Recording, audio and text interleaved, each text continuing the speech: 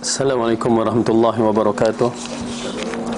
Innal hamdalillah nahmaduhu wa nasta'inuhu wa nastaghfiruh wa na'udzu billahi min shururi anfusina wa min sayyiati a'malina. May yahdihillahu fala mudilla lahu wa may yudlil fala hadiyalah. Asyhadu an la ilaha illallah wahdahu la syarikalah wa asyhadu anna Muhammadan 'abduhu wa rasuluhu, amma ba'du. Fa inna khairal kalami kalamullah wa khairal huda huda Muhammadin sallallahu alaihi wasallam. Wa syarrul umuri muhdatsatuha wa kullu muhdatsatin bid'ah wa kullu bid'atin dhalalah wa kullu dhalalatin finnar. Alhamdulillah, kita rafa'kan syukur kita kepada Allah Subhanahu wa taala yang menghidupkan kita, yang mengumpulkan kita, yang menyampaikan kita pada 10 awal Zulhijjah, yang merupakan hari-hari yang terbaik untuk kita di antara perkara yang perlu kita lakukan, amalan-amalan soleh, dan hari yang penuh mendebarkan bagi kita pada 9 Zulhijjah, yang mana jaminan kepada kita, Rasulullah memberikan jaminan bahawa barang siapa yang melakukan puasa pada 9 Zulhijjah, maka ianya akan diampunkan dosanya yang telah lalu setahun dan akan datang. Jadi mudah-mudahan kita berusaha untuk mendapat pengampunan dosa daripada Allah, supaya kita menjadi hamba-hamba yang bersih daripada dosa. Bila bersih daripada dosa, yang menyebabkan kita boleh masuk syurga dengan mudah, insya-Allah. Allah pemudahkan. Amin. Jadi kita sambung balik hadis kita dalam bab yang dikaitkan dengan bab penjelasan banyaknya jalan-jalan kebaikan. Ya, amalan-amalan yang nak kita lakukan terlalu banyak. Allah berikan kita kemudahan untuk melakukan amalan terlalu banyak. Sifat yang kita miliki, kesihatan, kekuatan tubuh badan kita, alhamdulillah, merupakan nikmat yang perlu disyukurkan. Jadi tuan-tuan dan perempuan, ini nikmat yang Allah berikan, jangan dikufurkan, disyukurkan. Kita syukur kerana apa yang Allah berikan itu menyebabkan kita boleh melakukan amalan-amalan yang besar-besar belaka. Baik, hadis yang berikutnya, hadis yang ke-8, Ats-Tsamin anhu, yakni an Abi Hurairah qala Rasulullah sallallahu alaihi wasallam, ya nisa'al muslimat, la tahqiranna jaratun li jaratiha wala firsatun aw firsina aw wala firsina syatin, muttafaqun alaih. Qala Jauhari, al-firsinu min al-ba'iri kal-hafiri min ad-daba, qala wa rubbama istu'ira fi syat. Dari Abu Hurairah radhiyallahu anhu berkata, Rasulullah bersabda, wahai kaum muslimah. Ditujukan kepada kaum muslimah. Apa pasal ni? Ya, disebabkan ya kaum muslimah ni ya masalah mulut dia tu kan. Ya, orang lelaki insya-Allah tak nafikan juga, ada juga kan. Tapi nak menceritakan kaum muslimah, janganlah sekali-kali antara satu tetangga terhadap tetangga yang lain saling meremehkan, walaupun hanya dengan memberi kaki kambing. Okey. Di sini dalam hadis ni Rasulullah sallallahu alaihi wasallam mengisyaratkan kerana kaum muslimah dia berbicara tu, kadang-kadang kalau dia bicara tu subhanallah, kita agak perlulah pentarbiahan dalam diri, ya, supaya tidak dikaitkan nama-nama orang atau mempeleceh-pelecehkan orang. Bukan muslimah saja, orang lelaki pun serupa juga, ya. Elakkan dari membicara, memperemehkan, mempelecehkan sesama muslim, ya, sesama manusia, ya, kerana ianya merupakan usul untuk ukhuwah Islamiah, persaudaraan ataupun menjaga ke silaturahim antara kita. Tetapi kalau kita dah mula mengejek, mencela, apa juga, maka di sana bermasalah. Okey. Di mana Rasulullah sallallahu alaihi wasallam kata jangan kamu perlecehkan. Okey. Kerana kita tak nampak, ustaz kaki kambing tu okeylah tu kan. Nanti dulu kaki kambing tang mana kaki kambing tu? Dia tang peha ke tang tulang betis dia, kita tengok. Okey. Al-Jauhari berkata al-firsin adalah kaki binatang untuk unta, sebagaimana halnya lafaz al-hafir dipergunakan untuk kaki kuku binatang ternakan. Ia juga menjelaskan, namun ada kalanya al-firsin digunakan penjelasan sebagai kata isti'arah, pinjaman untuk menerangkan kaki kambing. Okey. Jadi kalau mengikutkan qaul ulama dalam bab ini yang berkaitan dengan jangan kamu pelekehkan untuk bersedekah kaki kambing, di sini ialah orang-orang dahulu macam kita juga di zaman tak ada pagar batu tu. Ya, bila ada pagar batu tu, kita nak bagi barang kat jiran sebelah dah payah dah kan. Kena pula pagar batu tak nampak sebelah, lagilah. Okey. Orang dulu dia bagi, dia bagi bekas kan, cok kodok pula apa, cucur ke apa juga, bagi kat jiran sebelah kan. Kita pun terima, alhamdulillah, bertukar-tukar kan. Sampai satu ketika Rasulullah sallallahu alaihi wasallam memperingatkan, kadang-kadang orang tu bagi cucu apa pula dah tak ada cokodok, ya. Cucu apa dia bagi. Jadi kita tengok, alamak, lempeng pisang lah kan. Tak selera nak makan. Drop terus, ya, terus bawa kedai mamak. Okey. Jadi jangan begitu memperlecehkan apa orang bagi, kita ambil, ya, kita ambil, sehingga kan kalau seorang itu bagi kaki, di sini maksud kaki ni, kita kaki ayam boleh lagi kan, ya, boleh ngangguk tu, sedap tu. Okey, ini kaki kambing. Kaki kambing bukan dia punya betis tu, ya, nampak tak tapak kaki dia tu yang ada kasut tu. Okey, itu yang dimaksudkan kaki kambing. Kita tak makan.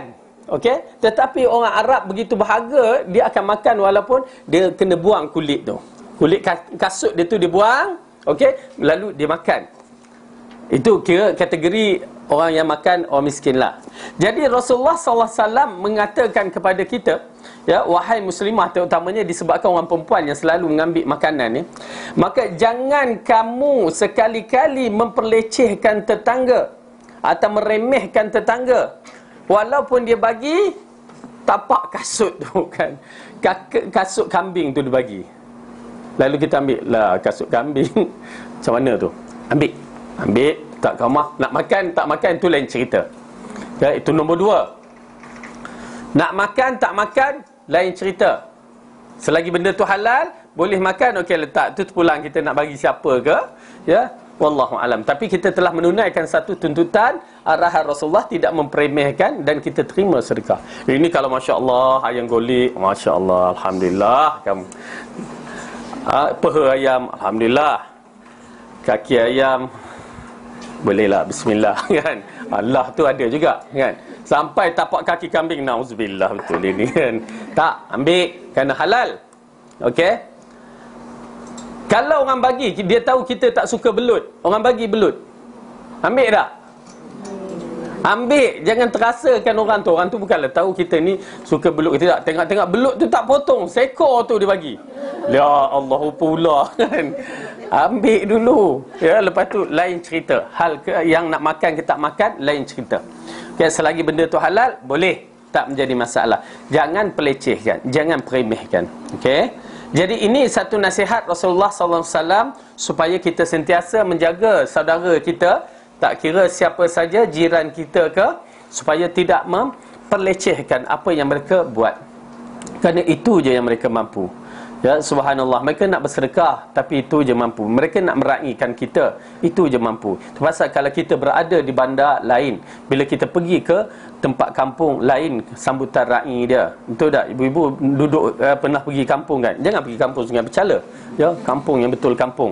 Tengok sambutan dia, terkejut, ya, ibu-ibu. Kadang-kadang sambutan dia, la ilaha illallah. Saya pun kadang-kadang, dah lah mereka nak salam ustaz, tak bagilah salam kan, ya. Kadang-kadang kita menjadi takut. Tapi kita faham kerana orang kampung begitu kedudukannya. Itu belum lagi pergi ke tempat orang asli, lagi sambutan kita, apa sambut macam ni kan.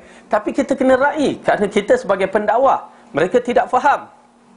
Jangan kita pergi cabut lari tengok disambut dengan anjing dia, alamak kan. Kita pula je ni, ya, setengah tu dia mazhab apa yang tak boleh tengok anjing kan. Tak, kena raih kan. Ya, lepas tu salam dia, apa salahnya dengan pakai, kita ingat dia pakai baju, masya-Allah, tengok-tengok tu dia tak pakai baju belaka sambut kita. Baik-baik, ya. Ini orang asli, kita nak kata apa? Subhanallah. Lepas tu dia salam, terima kasih ustaz, saya kita ada pelajar kita anak orang asli. Ya, datuk dia, terima kasih ustaz, terima kasih, jadikan anak saya Melayu. Melayu, cucu saya ni Melayu, Melayu. Dah memang dia Melayu kan. Rupanya jadikan cucu dia Islam. Itu maksud dia kan. Jadi orang asli begitulah. Kadang-kadang saya bagi dia, kita bagi pasal apa? Kita tanya, keluarga dah masuk Islam, anak-anak dia masuk Islam dah, okey. Cuma atuk dengan nenek dia tak masuk Islam. Kenapa tanya? Nenek dia bergantung pada atuk dia. Kita tanya tok dia, kenapa tak nak masuk Islam? Ya, dia gelak-gelak aja. Cucu dia kata, tok tak nak masuk Islam sebab apa? Kalau masuk Islam tak boleh minum tuak. Kan, tuak tu kategori arak kan. Dia kata tak apalah, masuklah Islam, tak apa, minumlah. Bukan maksudnya kita suruh minum, tapi tuak dengan kafir satu benda yang beza. Seorang tu Islam tapi dia minum tuak, peluang untuk masuk syurga tu ada. Tetapi kalau dia tak Islam, minum tuak, lagilah teruk dosanya. Jadi kita pun masih lagi dalam bentuk pujuk. Kadang-kadang balik tu kita salam, kita bagi RM10, tapi bagi tahu jangan beli tuak kan, beli makan apa tu je ya, kerana urusan dakwah tu masih lagi kita dalam proses nak berdakwah orang yang memerlukan kekuatan dalam pemahaman masyarakat ya. Jadi oleh kerana tu dalam bab berdakwah kita kena ambil masa panjang dan ambil pemerhatian. Okey, jadi bab ini orang nak bersedekah sedikit, ya, kita tengok alahai ya. Tetapi bagi dia itu yang terbaik yang boleh dia nak bagi khidmat kepada kita, nak menyeronokkan kita raikan. Ya, kita raikan. Baik. Penjelasan hadis ini menganjur kita untuk memberi hadiah pada tetangga walaupun dengan sesuatu yang sederhana. Itu galakkan memberi hadiah. Ya, sunnah disunatkan kepada kita untuk memberi hadiah sesama kita. Tahadu wa tahabu, kata Rasulullah. Bila kamu bagi hadiah, maka kamu ada perasaan kasih sayang tu. Kan? Kalau kita nak sayangkan seorang tu, bagi hadiah. Ya, bagi hadiah yang berpatutan. Okey. Maka insya-Allah perasaan sayang tu ada. Okey. Oleh kerana itu, setiap Muslim jangan pernah merendahkan kebaikan walaupun itu sedikit, kerana semua bisa membahagikan seorang Muslim menjadi kebaikan akan mendapat pahala. Ya, kita terima hadiah tu walaupun kita nampak alahai aku tak nak benda macam ni. Kadang-kadang orang kampung suka kat kita, dia bagi hadiah, kita tengok kat rumah dah banyak. Terima. Ya, dia bagi pisang sesikat, kat sini bersikat-sikat kita boleh beli kan. Tapi terima, kerana bagi mereka itulah hadiah yang terbaik yang perlu kita raikan. Jadi terima. Bila dia bagi itu seolah-olah bentuk sedekah yang membawa kepada dia pahala, kita pun mendapat pahala. Dia bagi dapat pahala tak? Dapat. Kita terima dapat pahala dan dapat pisang. Okay, dapat barang. Dua tu dapat. Okey. Kerana menunaikan tuntutan dia untuk bersedekah tu. Alhamdulillah. Jadi dalam hadis ini mengisyaratkan jangan pelecehkan dan jangan kita menganggap sedekah yang sedikit tu tak ada bermakna. Sedekahlah. Okey. Kemudian at-tasi' anhu, yani an Abi Hurairah anin Nabi sallallahu alaihi wasallam qala al-imanu bid'un wa sab'una aw bid'un wa sittuna syu'bah fa afdaluha qawlu la ilaha illallah wa adnaha imatatul adha 'anit tariq wal haya'u syu'batun minal iman, muttafaqun alaih. Al-bid'u min thalathatin ila tis'atin bi kasril ba' wa qad tuftahu wasyu'batu qit'atu. Dari Abu Hurairah radhiyallahu anhu, Nabi sallallahu alaihi wasallam bersabda, iman itu mempunyai 70 bahagian ataupun 60 lebih bahagian, 70 lebih bahagian ataupun 60 lebih, ya. Tulis kat situ lebih tu. Lebih bila disebut bid'u tu lebih dari 3. Mungkin 74, 75, 76, 77, 78 had 79. 63, 64, 64, 65, 66, 67, 68, had 69. Itu nama bid'u. Okey, dalam bahasa Arab, kalau kita belajar bahasa Arab, al-bid'u maksudnya bermula daripada 3 tu sampai 9. Dalam Quran, dalam surah Rum, ya, bid'un sinin, ya, yang menyebabkan Abu Bakar berdebat, ya, dia kata tahun depan. Rasulullah kata bid'u bermula daripada 3 sampai 9. Maksudnya tak tahu dalam tempoh tu kemenangan terhadap ya Rom tu. Baik. Dari Abu Hurairah, Nabi bersabda iman itu mempunyai 70 lebih bahagian ataupun 60 lebih bahagian. Ya, dia tidak menjadi masalah dalam bab itu apa Rasulullah bercakap sekejap 70 lebih, 60 lebih. Itu pembahagian yang berlaku, Rasulullah ingatkan kepada kita. Maka yang paling utama ialah ucapan la ilaha illallah, tidak ada ilah yang berhak disembah melainkan Allah. Maksud kalimah la ilaha illallah dipraktikalkan. Kalimah tu la ilaha illallah yang ikhlas, betul cara Rasulullah sebut dan Rasulullah buat, dan diiktikadkan dengan cara yang betul. Kalimah ilah tu, Tuhan tu. Okey, itu kemuncak dia. Oleh kerana tu bila kita mempertahankan kalimah Tuhan, kalimah Allah, kalimah la ilaha illallah, satu perkara yang paling besar dalam mempertahankan siri-siri pertahan agama. Begitu juga kita nak pastikan hadis sahih adalah satu perjuangan yang besar, kerana nak pastikan kalimah la ilaha illallah itu tepat seperti mana yang dituntutkan. Okey. Maka yang paling utama ialah ucapan la ilaha illallah, sedangkan yang paling rendah ialah menyingkir apa yang berbahaya di jalan raya. Subhanallah. Ya, satu perkara yang kita kena tahu, membuang benda yang boleh mengganggu jalan raya termasuk dalam iman yang dianggap paling kecil, yang mana Rasulullah SAW menceritakan, aku melihat seorang lelaki bersenang lenang di dalam syurga. Kerana apa amalan dia? Hanya sekali dia mengangkat kayu yang menghalang orang mukmin untuk lalu. Tuan-tuan dan puan-puan, fikirkan, cuba fikirkan, kalau itulah amalan yang menyebabkan dia bersenang lenang di dalam syurga, bagaimana amalan-amalan yang lain kalau kita buat yang boleh mempermudahkan orang mukmin. Subhanallah. Buat banyak cabang-cabang amal kita boleh buat. Buat pemudahkan orang mukmin, pemudahkan. Dalam hadis yang lain, barang siapa yang mempermudahkan orang mukmin, Allah akan pemudahkan baginya di dunia dan akhirat. Okey. Hanya buang sampah dari jalan raya. Tu pasal kita dah bicarakan orang yang menyapu sampah tu besar pahalanya. Jangan sangka dia tak boleh dapat syurga. Kalau betul dia ikhlas kepada Allah, walaupun dalam keadaan dia begitu, maka peluang dia masuk syurga tu cerah. Ya, subhanallah. Kita pula penumpang, ya, bagi dia pahala. Ustaz nak bagi pahala, buang sampah merata-rata. Betul ke tu? Betul kan? Jadi fahaman kita, bila Rasulullah kata tolong buangkan sampah di jalan raya dapat pahala, kalau kita buang sampah ke jalan raya dapat dosa. Itu je kaedahnya. Fahaman berbalik. Adapun malu adalah salah satu cabang dari iman. Malu, sifat pemalu itu adalah cabang dari iman. Maksud malu daripada melakukan perkara-perkara yang terlarang, perkara-perkara yang dilarang oleh Allah dan Rasul. Ada perasaan malu nak buat, kalau aku buat ni orang tengok, boleh, tak apa, tak jadi masalah. Pasal apa? Memang asalnya kita kena ada perasaan takut, malu dalam bab-bab yang begitu. Orang nak kata, ya, yang menyebabkan kita menjadi aib. Ya, apatah lagi kalau kita seorang pemimpin, subhanallah, ataupun seorang ustaz, lagi hujah dia kuat. Ya, kena ada sifat malu. Malu nak melakukan maksiat, malu nak memulakan maksiat. Ya, penting. Dan kecantikan wanita banyak bergantung pada sifat malu. Ya, sifat malu. Walaupun malu nak suruh tanya pun malu, ustaz, kan? Ya, kita tengok keadaan. Kerana Rasulullah mengatakan al-haya, sifat malu itu tak mendatangkan melainkan kebaikan. Ya, kadang-kadang dia malu, mungkin ada kebaikan. Tapi kalau nak bertanya tentang ilmu, kena buang sikit sifat malu tu. Kena tanya, jangan malu sangat. Ya. Tapi ianya penting, kerana sifat pemalu itu tidak datang melainkan kebaikan. Tu Rasulullah sallallahu alaihi wasallam ingatkan. Dia akan datang kebaikan. Ya. Kalau kita yang tak malu tu, itu yang tengok. Ya. Orang dulu bila masuk meminang, kan? Kak Zarah macam mana masuk Minang? Orang masuk Minang tak ada malu. Malu juga. Okey, macam bila tanya anak dara tu, kamu nak kahwin kan? Dia takkan jawab, Rasulullah kata. Itu tanda anak dara tu malu. Ya. Suku tuha redha. Dia diam tu tanda redha.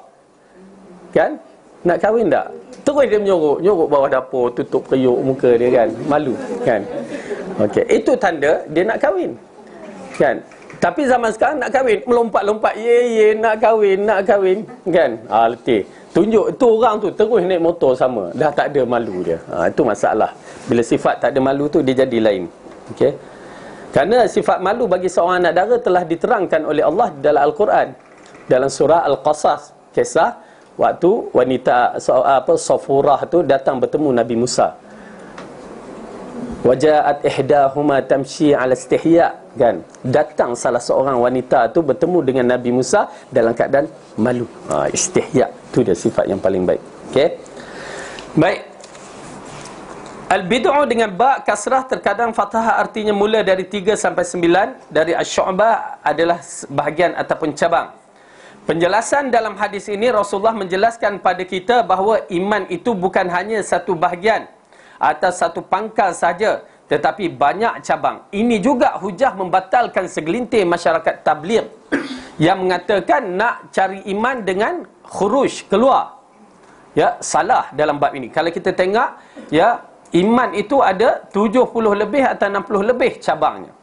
Maka berbagai-bagai bentuk amalan yang boleh kita buat menambahkan iman. Di sana ada satu lagi kaedah yang terdapat di dalam kitab Syu'abul Iman, kalau tak salah saya, daripada Imam dari Ibn Abbas radhiyallahu anhuma berkata, ya, nak menyingkirkan pandangan-pandangan terutamanya golongan tabligh. Dia kata kalau nak cari iman kena keluar khuruj berapa hari? 3 hari, 40 hari, seminggu, 40 hari, 4 bulan sampai setahun. Baik. Apabila di dalam kitab Syu'abul Iman itu mengatakan oleh Imam Al-Baihaqi, diriwayatkan dengan sanad yang insya-Allah hasan, yang mana dia mengatakan bahawa Ibn Abbas telah berkata, ta'allamna imana qabla nata'allam al-Quran. Kami mempelajari iman dahulu sebelum kami mempelajari Quran. Nampak tak? Para sahabat nak dapatkan iman dengan belajar. Iman kena belajar. Macam mana tuan-tuan dan perempuan datang sini untuk belajar, mencari iman ni, itulah dia konsep dia. Kita belajar. Summa, kemudian ta'allamna al-Quran. Kami belajar Al-Quran. Fazadana imanan. Maka bertambah iman kami. Nampak tak? Dia belajar iman sebelum dia mempelajari, memahami Al-Quran. Tetapi bila dia dah belajar iman tu, kemudian dia belajar Al-Quran, dia dapati iman dia bertambah dengan memahami Al-Quran. Subhanallah. Tetapi apabila segelintir masyarakat yang berfahaman keluar tabligh itu sebagai menambah iman, itu yang menyebabkan mereka tak ada ilmu. Ya, mereka tak ada ilmu. Ya, golongan ini kebanyakannya tak ada ilmu, dan dikatakan di antara sifat-sifat golongan Sufism, ataupun kalau Syekh Albani dia mengatakan Murji'ah, golongan segelintir, golongan yang sesat dalam 72 firaq. Baik. Pada hadis ini Rasulullah menjelaskan pada kita bahawa iman itu bukan hanya satu bahagian ataupun satu pangkal sahaja, tetapi banyak cabang. Ada di atasnya di atas 70, yang mulai daripada 73 sampai 79 atau 60 ke atas. Tetapi yang paling utama adalah satu kalimah, yakni la ilaha illallah. Kalimah ini seandainya ditimbangkan dengan langit dan bumi, maka akan lebih berat kalimah ini, kerana itu adalah kalimah ikhlas dan kalimah tauhid. Selain itu dapat diketahui bahawa malu itu bahagian dari iman. Malu merupakan sifat terpuji dan menjadi salah satu sifat Nabi dan beliau merupakan orang yang paling pemalu dibandingkan dengan perawan dalam diamnya. Ya, Rasulullah sallallahu alaihi wasallam seorang pemalu. Ya, lebih daripada anak dara. Masya-Allah, kan? Macam mana pemalu Rasulullah, kan? Okey, terlampau dia seorang pemalu, tetapi dalam kebenaran bila melihat orang melakukan kemungkaran, dia akan marah. Itu dia sifat Rasulullah sallallahu alaihi wasallam, pemalu. Okey. Sifat yang dimiliki oleh baginda sallallahu alaihi wasallam, pemalu yang lebih hebat daripada anak dara di dalam bilik. Masya-Allah, pemalunya baginda sallallahu alaihi wasallam.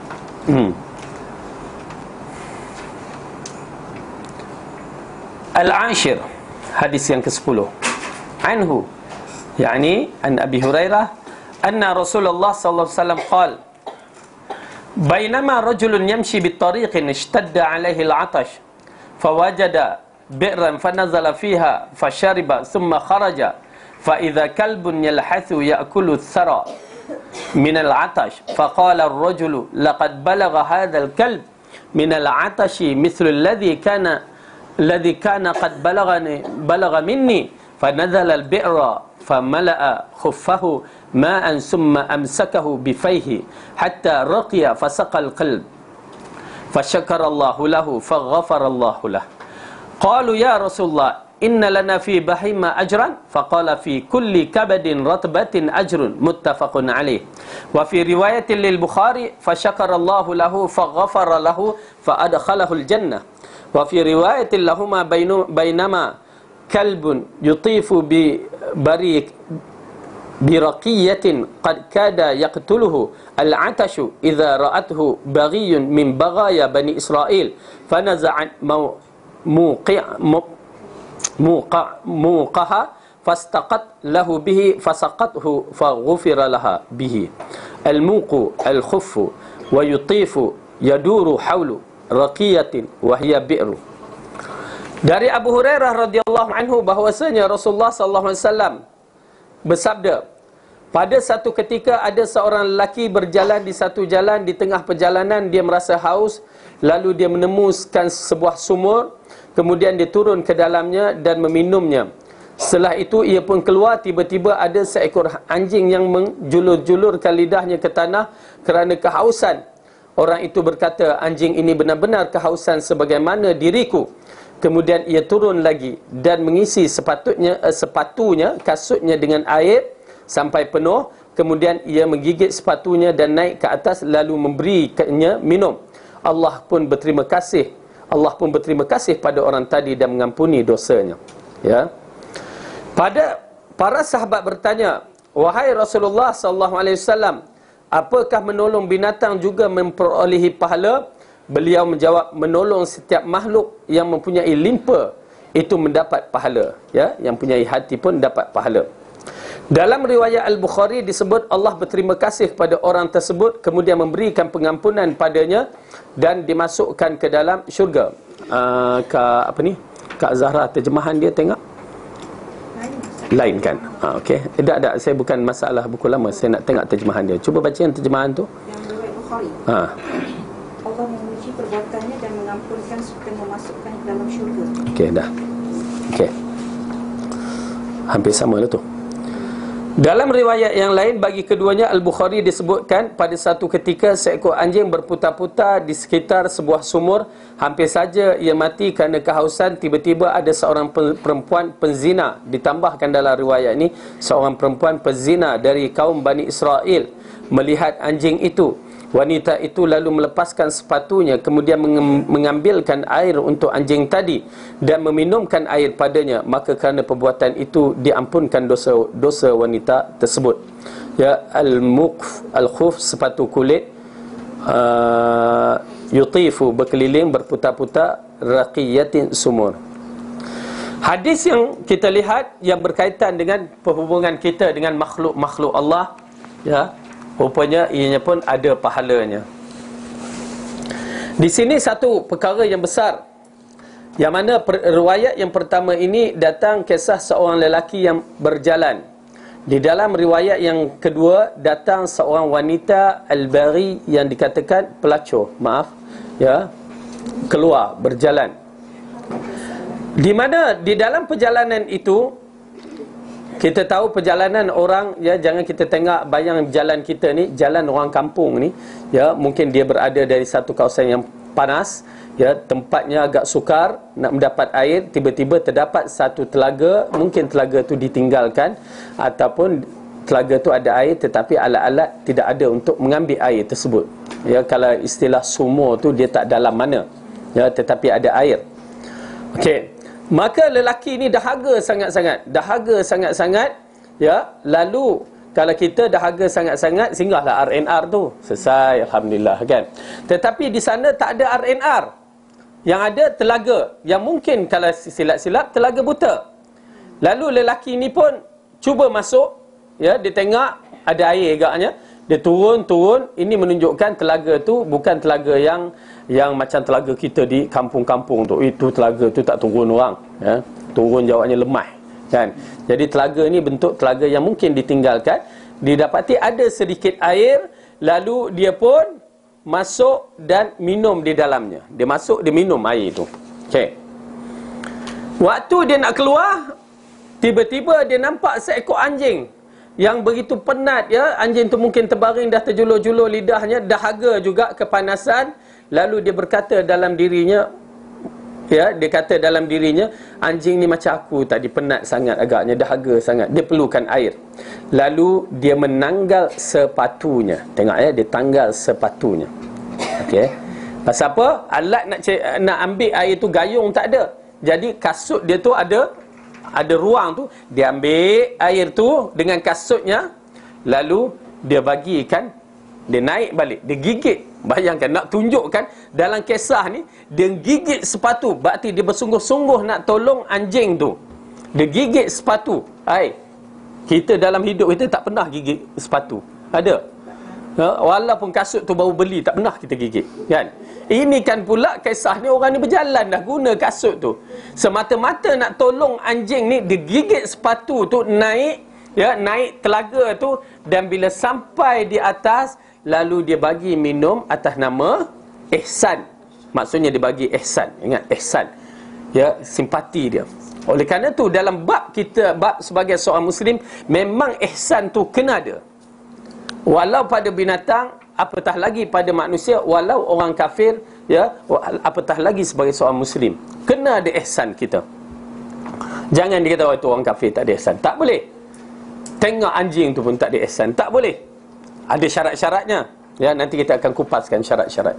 Jadi bila dia angkat, lalu dibagikan anjing tu minum, dan kita tahu bukan jenis jiruh macam tu, dia minum, dia akan jilat. Di sini hukum hakam berlaku. Kenapa lelaki ni diampunkan oleh Allah? Bukan kita tengok cerita, oh habis macam tu je, senang. Tak. Kerana kita tahu pertama, okey, anjing dahaga, dia dahaga, menunjukkan kesusahan. Waktu tu anjing memang tak boleh masuk. Kalau masuk dia dah tak boleh keluar. Okey. Yang kedua pula, di mana lelaki ini bersungguh-sungguh nak mengambilkan air untuk bantu binatang yang dalam keadaan yang teruk begini. Ambil, gigit, digambarkan gigit. Maksudnya tak boleh dibayangkan. Memang gigit tu sama ada gigit bahagian hujung tapak kaki, tapak kasut tu kan. Subhanallah. Boleh kita bayangkan kekotoran yang akan lekat tu. Tapi tak, dia akan buat kebajikan ini. Sampai ke atas, dia baginya jilat. Anjing tu minum dengan jilat ataupun lain-lainnya. Tahu tak najis anjing? Itu yang paling mahal.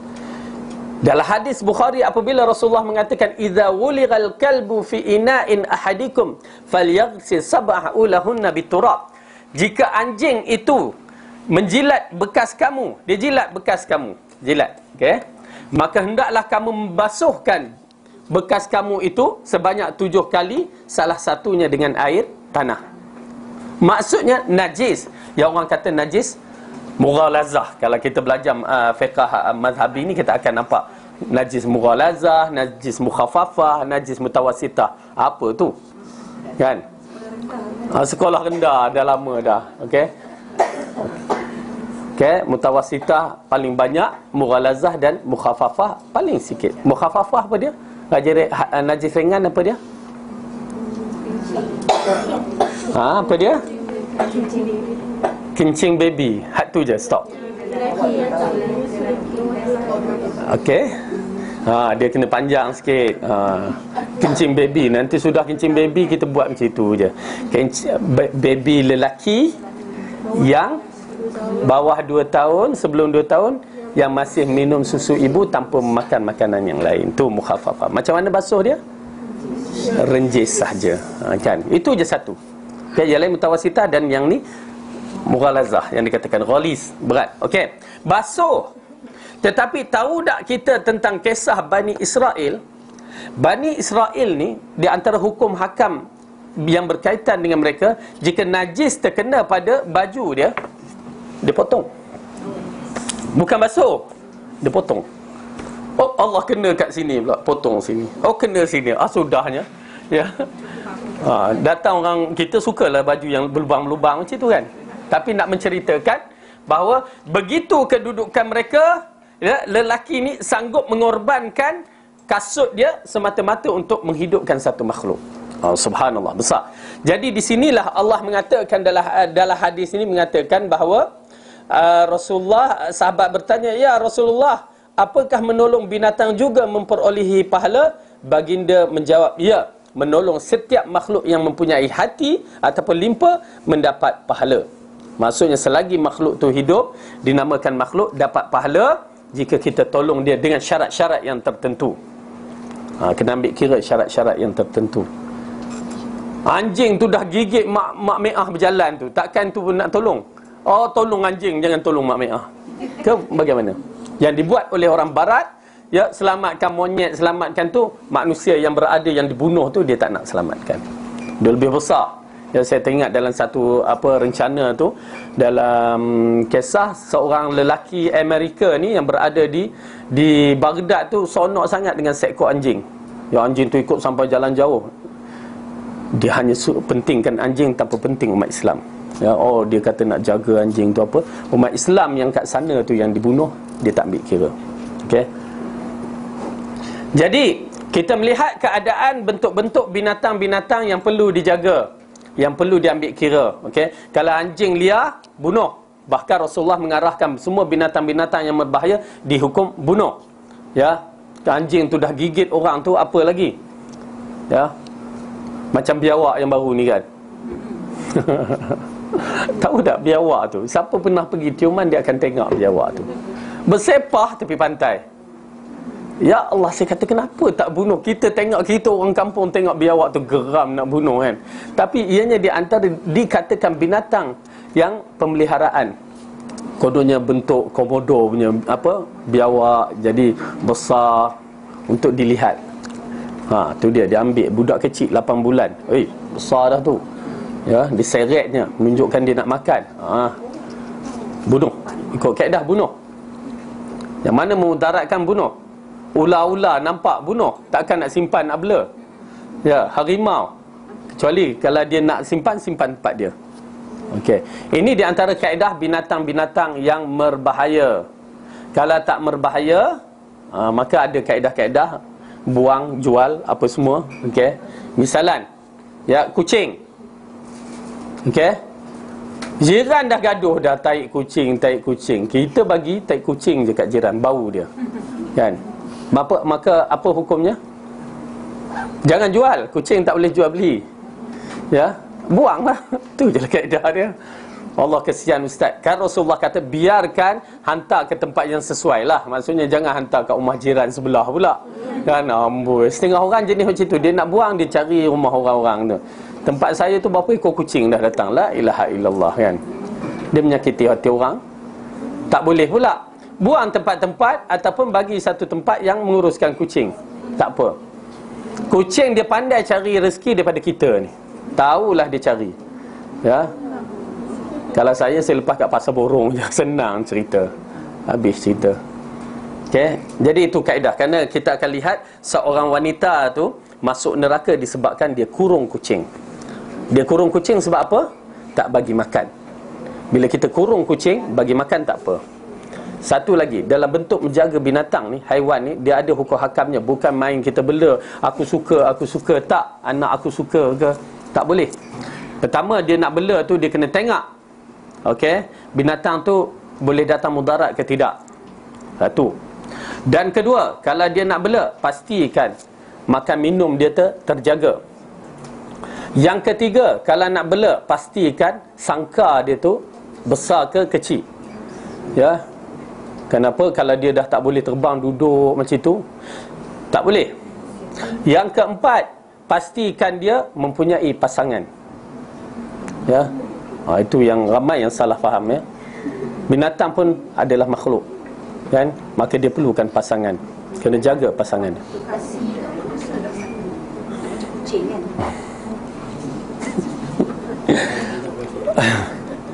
Kasih dia.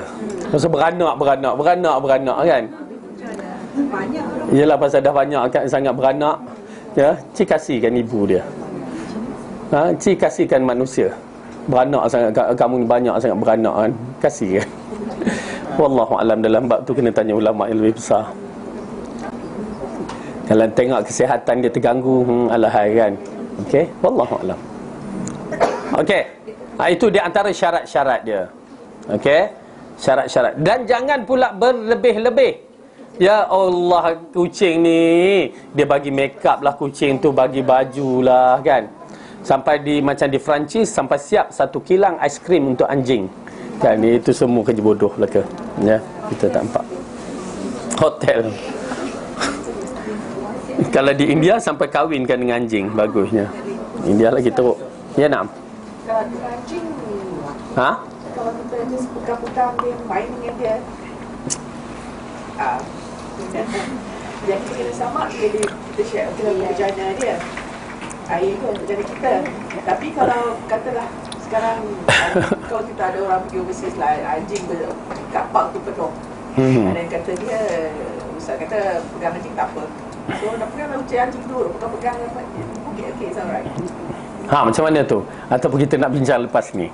Agak rasa tak selesa kita bincang dalam bab ini, perkara yang soalan yang khilaf, tetapi besar khilaf dia. Okey. Yang nanti kita bincang, okey? Baik. Jadi ini di antara perkara yang kita lihat dalam berkaitan dengan binatang-binatang yang perlu kita ambil kira. Kucing kat rumah kita, kita tengok bagaimana kita jaga dia elok-elok ataupun jaga jiran tu elok-elok. Okey, yang mana kita buat pilihan. Kena buat pilihan. Kalau terpaksa mengorbankan kucing, maksudnya keluarkan kucing, maka keluarkan dia. Maka ya. Kan Ustaz kata syarat dia perlu ada pasangan. Kalau yang orang sunat kucing tu, Itulah ini yang kasih tadi tu. Itu yang tak baik tu. Sian dia. Tak ada pasangan dah. Ya. Okey. Dia tengok keadaan, kasih yang betina, kasih yang jantan kan. Kita kata yang jantan tu janganlah betina tu mungkin. Itu pun kena ada syarat-syarat dia. Ya. Okey. Dah terpotong dah apa tadi. Okey, semua binatang-binatang kena kita tengok, dan jiran orang-orang Islam pun kita kena ambil kira. Bukan sebagai jiran orang Islam, orang kafir juga. Kalau dia tak suka, jangan. Ya, besar jiran arti kita di sisi agama daripada binatang-binatang tersebut. Tapi kalau kita nak membunuh binatang-binatang tersebut, pun kena bunuh dengan cara yang betul. Ya, Rasulullah sampai begitu beradab untuk menjaga binatang-binatang ni. Jangan kita sembelihkan binatang ini dengan cara yang tak betul. Pertama, yang dikatakan sembelih cara tak betul, pergi asah pisau depan dia. Boleh dia tengok tu. Kan, dah tahu dah matilah aku lepas ni kan. Tak boleh, kerana binatang pun ada perasaan. Rasulullah kata nak asah-asah di belakang sana. Tu pasal kalau bab hari raya korban ni, binatang ni kena tutup, nak sembelih seekor kena tutup, nak sembelih seekor. Ya, kalau tidak lembu tu nanti lepas ke jalan raya. Dia dah tengok orang kawan dia sembelih, lari. Kita pasal kita sembelih lembu. Kalau sembelih unta, lagi. Kalau orang sembelih unta ni, dia sembelih dia, kita dah terangkan dulu kan. Sembelih dia, jangan tunjuk pisau. Jangan harapan dapat sembelih dia. Dia binatang yang sensitif, ya, dan dia memerhati, dan dia ada perasaan. Kalau orang nak sembelih unta ni, dia akan tutup pisau tu. Dia akan tutup balik kain. Habis macam mana nak sembelih? Tengkuk dia panjang tu dia. Kat mana ustaz nak potong dia? Ya. Pernah tengok sembelih unta? Ya. Dalam YouTube.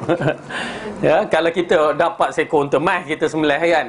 Tengok-tengok lah macam mana kita nak sembelih. Nak kena panjat dia, dukung dulu baru tarik kan. Tak. Sembelih unta ni, tengkuk unta yang panjang ni, orangnya duk Arab tahulah. Okey. Unta ni macam dinosaur kan.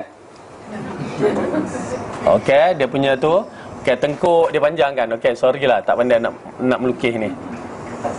Okey. Okey tu. Jadi nak sembelih dia, okey, dia tak potong ke sini permulaan. Tak ada. Mana satu pun boleh potong mana-mana. Tapi nak rebahkan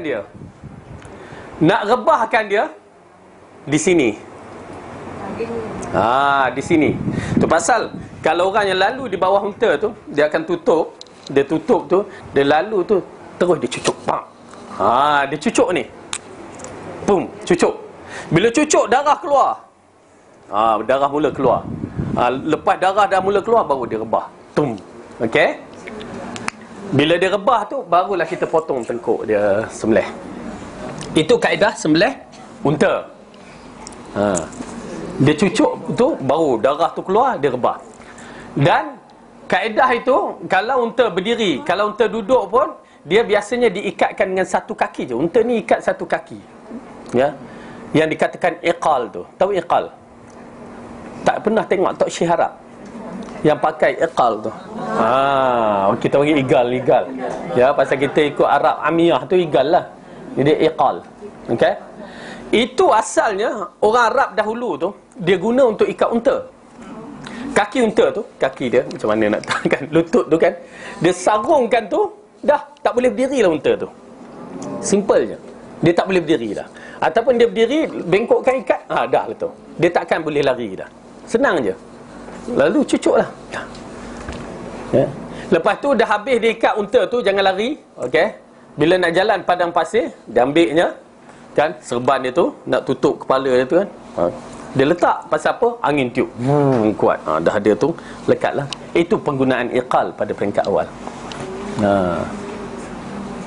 Okey. Baik. Jadi itu di antara cara penyembelihan dia. Jangan sembelih depan binatang yang lain.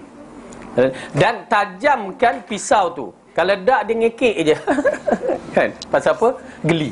Ya, tak putus-putus, tak putus-putus kata kan. Pisau tumpul. Ya, kita pernah kena tengok ya, susah juga sembelih ni. Ya, kena berhati-hati, ya. Tapi bagi orang lelaki kena biasakan. Yang perempuan kena cuba-cubalah. Kalau nak cuba boleh datang raya korban ni sembelih kan. Kita ada 4 ekor kambing ni, boleh. Okey. Kena biasakan. Macam pelajar-pelajar wildan yang perempuan, masya-Allah, semua sembelih, ya. Kita arahkan sembelih. Okey, jadi itu di antara adab-adabnya. Dan begitu juga kalau nak membunuh binatang-binatang yang lain, misalnya binatang tikus, bunuh. Kalau boleh, bunuhkan dengan sekali. Ya, binatang-binatang yang digalakkan bunuh, seperti ular, binatang buas semua digalakkan bunuh. Ular, ya, kalajengking, tikus. Tikus kenapa kena bunuh? Kerana dia membawa penyakit wabak. Okey, taun. Ya. Kalau jemur panas, bunuh dia. Tikus kan tak, kita nak bunuh, kita rasa kesian sangat. Kesian pula lah, tikus pun kesian. Ya, tapi terseksa mati macam tu. Ya. Elakkan mati dia terseksa, bunuh terus. Jangan jiruh air panas pula. Tak boleh, dia ni lemaskan tak apa. Okey. Okey, itu cara dia. Ketuk lah. Allah sihatnya. Ya. Okey, baik. Itu di antara cara dia. Kita katakan, ya, tapi bunuh jangan seksakan dia, main-main dulu. Hatta cicak misalnya, pak kata kena lah kita main-main kan, macam kucing main tikus. Kan? Tak boleh, bunuhkan sekali. Okey, dapat pahala. Okey. Baik. Kita sambungkan sikit hadis ini. Dalam riwayat yang lain pula dikatakan wanita pada satu ketika seekor anjing berputar-putar sekitar sebuah sumur, hampir saja ia mati kerana kehausan. Tiba-tiba ada seorang wanita penzina, ya, dari kaum Bani Israel melihat anjing itu. Wanita itu melepaskan sepatunya, kemudian mengambilkan air untuk anjing tadi dan meminumkan air itu padanya. Maka kerana perbuatan itu wanita itu diampunkan dosanya. Subhanallah. Satu perbuatan yang dikatakan zina di antara kabair, dosa besar, tetapi Allah ampunkan kerana ihsan dia sesama makhluk. Ya, makhluk Allah ni ke ihsan, beri dia minum, Allah ampunkan dosa dia. Subhanallah. Ya, subhanallah. Ini kerana apa? Bila berzina itu dosa dia dengan Allah. Itu yang dikaitkan. Oleh kerana itu perbuatan itu amat penting. Bukan nak mengatakan apa di sini, betapa besarnya ihsan bermula dengan binatang sahaja boleh menyebabkan orang tu diampunkan dosa kabair. Apatah lagi ihsan kita dengan manusia. Subhanallah, ya. Bila ibu-ibu, tuan-tuan dan perempuan boleh tengok tak bagaimana pengampunan dosa yang Allah berikan. Bagaimana sifat Allah yang maha pengampun, yang dikatakan maha penyayang, maha pengampun. Ya, hanya kita tengok amalan yang sedikit tak ada apa-apa, tapi diampunkan dosanya begitu dahsyat. Itulah Allah. Kalau kita nak kenal Allah, itulah Allah. Dia akan bagi pengampunan kepada kita dengan jangkaan tak dapat dijangka oleh otak kepala kita ni. Tak akan mampu. Kerana bila saya tengok, kita baca hadis itu yang syoknya, bila kita baca hadis, kita nampak pengampunan Allah subhanallah maha besar, maha besar. Tu pasal jangan kita tuduh orang tu kamu ahli neraka. Ya, sesama muslim tak boleh. Kamu ahli neraka, tak boleh. Kerana kita, siapa yang akan menentukan neraka dia? Entah-entah Allah ampunkan dia sekaligus, terus angkat darajat dia. Ya, kerana sifat pengampunan Allah ni memang tak ada siapa yang boleh menjangkakan. Okey, jadi ini di antara perkara yang kita lihat. Ya, kenalah kita lakukan amalan baik supaya Allah ampunkan dosa kita. Kalaulah orang penzina, kabair ini pun Allah ampunkan, apatah lagi kita insya-Allah yang tak ada melakukan kabair. Buatlah kebajikan, ya.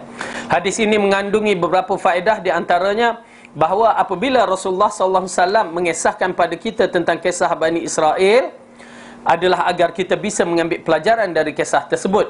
Baginda menjelaskan kepada kita dari hadis ini bahawa dalam setiap limpa itu bisa mendatangkan pahala.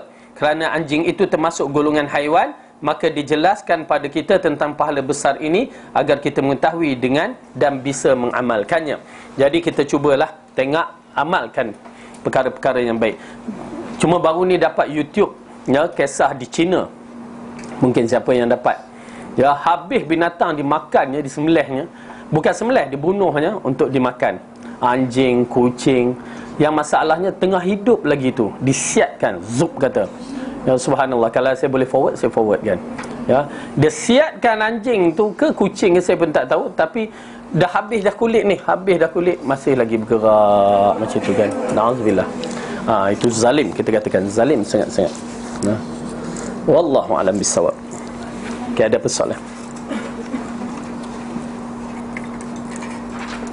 Ada pun dikaitkan ada di kalangan kita minta menjelaskan tentang isu puasa tu. Saya rasa tak perlu dijelaskan kerana rasanya semua kena buat ijtihad masing-masing kan. Ada yang kata ikut Saudi, ada yang kata ikut Malaysia. Ya, janganlah kita berselisih pandangan. Kita raikan siapa yang cenderung pada pandangan Saudi, ahlan wa sahlan, dan siapa yang cenderung pandangan Malaysia, ahlan wa sahlan. Ya, kita akan mendapat pahala daripada apa yang kita cenderungkan itu dengan kita dengar hujah-hujah masing-masing ya. Jangan kita berat sebelah ke apa ke sampai kita bertengkar bergaduh, itu silap. Ya, naam. How about me? Okay. I don't want to tell you. Okay, wallahu a'lam bissawab. Yang baik itu datang daripada Allah, salah dan silap adalah kelemahan saya sendiri. Aqulu qawli hadza wa astaghfirullah li wa lakum. Assalamualaikum warahmatullahi wabarakatuh. Subhanallah.